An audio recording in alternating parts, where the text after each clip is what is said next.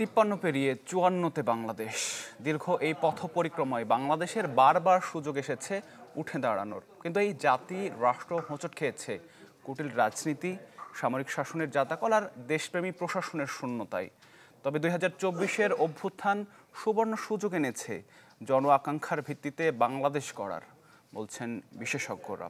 সহকর্মী শফিকুল ইসলাম সবুজ রিপোর্ট করেছেন।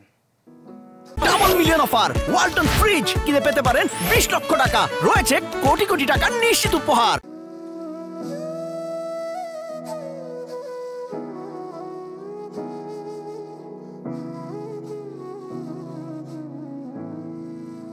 চুয়ান্ন বছরে বাংলাদেশ।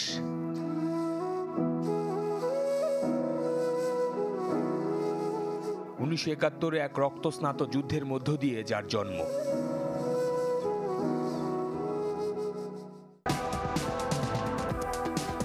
স্বাধীন মালয়েশিয়া, সিঙ্গাপুর কিংবা আধুনিক ভিয়েতনামের যাত্রা শুরুর ব্যবধানটা বাংলাদেশের জন্মের 5 থেকে 10 বছরের মধ্যে।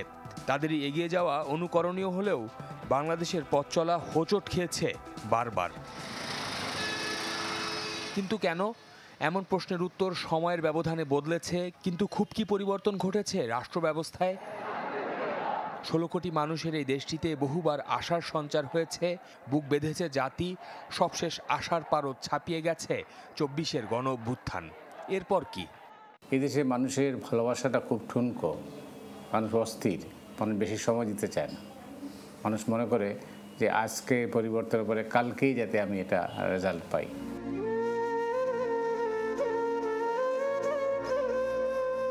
পাঁচ দশকের যাত্রাপথটা মসৃণ ছিল না কখনো। স্থায়ী হয়নি কোনো রাজনৈতিক বন্দোবস্ত, জীবনমানের সূচকের কিছু পরিবর্তন হয়তো হয়েছে, কিন্তু তা কতটা টেকসই? আমাদের অনেক অর্জন আছে, কিন্তু ক্ষমতা কাঠামোর পরিবর্তনের যে প্রক্রিয়া সেইটা আমরা ঐক্যমত্যের সাথে করতে পারিনি।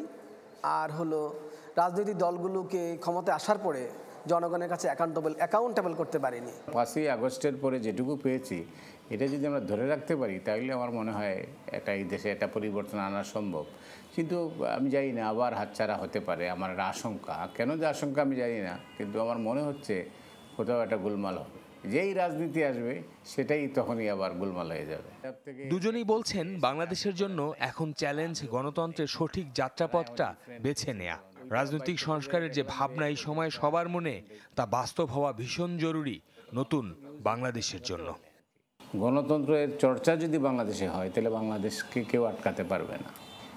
কারণ মানুষ কাজ করতে চায়, মানুষ দেশকে দিতে চায়, কিন্তু নির্ভর করে নেতৃত্ব। সঠিক নেতৃত্ব ছাড়া কোনো অবস্থাতেই এই পরিবর্তন হবে না। 24কে ব্যবহার করার জন্য নয়, 24-এর মাধ্যমে রাষ্ট্রটাকে জনগণের হাতে তুলে দেওয়া, সেই জায়গাটা এখন চাই যে রাষ্ট্রকে জনগণের হাতে তুলে দেন। রাষ্ট্রকে কোনো রাজনৈতিক দলের জন্যও রাখবেন না, রাষ্ট্রকে কোনো এজেন্সির জন্যও না, রাষ্ট্রকে কোনো রাষ্ট্রীয় কোনো প্রতিষ্ঠানের জন্যও না।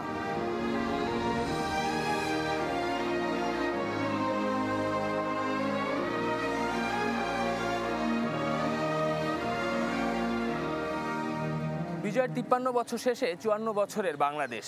এ সময় বাংলাদেশের অনেক অর্জন হয়েছে, কিন্তু এই বাংলাদেশ বারবার হোঁচটও খেয়েছে রাজনীতি এবং দুর্নীতির কারণে।